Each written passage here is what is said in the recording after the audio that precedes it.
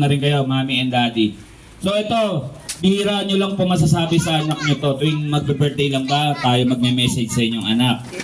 Patungo na po sa pagkabinata yan, susunod na sir. Di po na, 21, napakatagal. So ibigay nyo na yung message nyo para sa inyong anak. Palakpak muna tayo kay mommy and daddy kasi sila yung naganda nito para matuloy yung ating party. So sir, kayo na po yung uunahin ko para magbigay ng mensahe sa inyong napakagwapong anak. Palakpak muna tayo kay daddy ng malakas. Yes, magsasalita si daddy.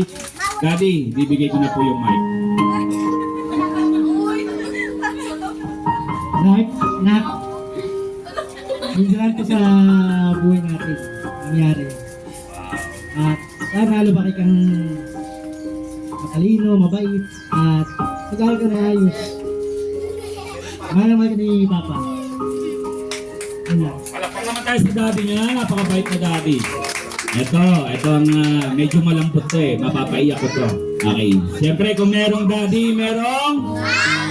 palakpak tayo kay mami ng malakas. Mami, nakita mo ang ganda ng message ng mister mo sa kanyang anak. Magpapatalo ka ba? Sana mag-aral ka ng mabuti.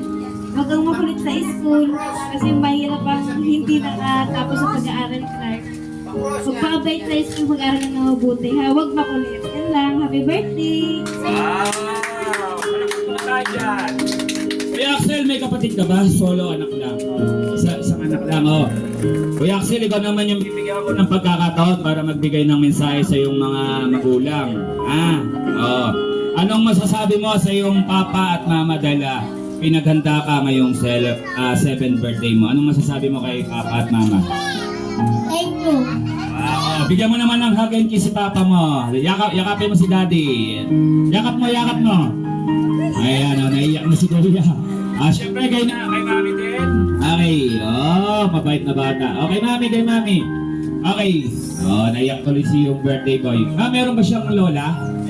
Asa po yung lola niya? Ayan, siyempre di mawawala yan. Palakpak naman tayo kay lola. Ito, siya yung nagpatuloy sa bahay niya kanina. At, palakpak, halika na. Wala pa man, naiiyak ka na. Halika na. Susunduin kita. Palakpak tayo kay nanay. Alright, magandang hapon po. Nakita nyo, ang daming bisita ng inyong apo. Nandiyan ang inyong apo. Ayan. Kuya Axel, tingin ka kay lola mo. Minsan lang po kayo magsama-sama ng ganito. Naiyak na tuloy si birthday boy. Hello Clark, happy birthday Apo. Sana magpagkabait ka na, di ka na masyado pasaway na. Mag-aral mabuti, lumaki ng maayos at masunurin sa magulang. Happy birthday again.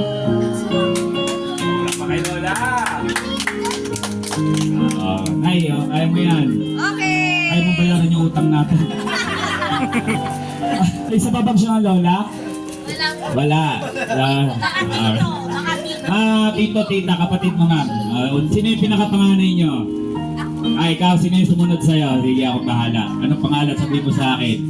Pag hindi nagsalita, sasabunutan ko. Nasaan? Kuya Gab-Gab ba? Kapatid mo, ma'am. Anong pangalan? Sabihin nyo nila, tatawagin ko.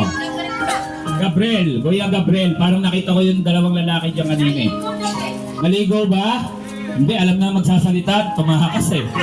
Wari lang yan eh. So, yung sumunod kay Gabriel, dalawa lang pa kayo? Kung magturo dyan. Sir, kapatid mo. Kuryente ka. Ayun, halika na, mamaya ka na. Putulin mo muna yan.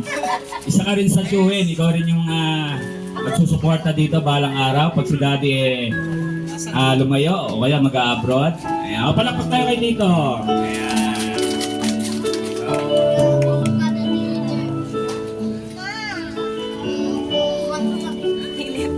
Tingin ka kay dito. Iyak ka. Ayan, Clark, happy birthday. Ayan. Kasi araw-araw ko siya nakikita kasi sa bahay sila. Alright. Ayan. Mabait naman yan. Basta huwag natutupakit. Ang wish ko sa'yo, siyempre, lumaki kang may takot sa Diyos, mag-aral ka na mabuti, and sumunod ka lang sa mga magulang mo, sa mga ano nila sa'yo, sa mga payo nila. Ayun lang, sana someday makamit ko yung mga pangarap ko sa buhay para maging masaya ko yung para maging masaya yung mga magulang mo. Magpakabait ka and we love you. Siyempre. Okay, Tito, alam niyo po bakit naiiyak si Kuya Axel? Wala pa po kayong regalong cash sa kanya. Cash. Ramdam ko po yan eh. Mamaya mag-uwi. Sir, sino pa po kapatid niyo?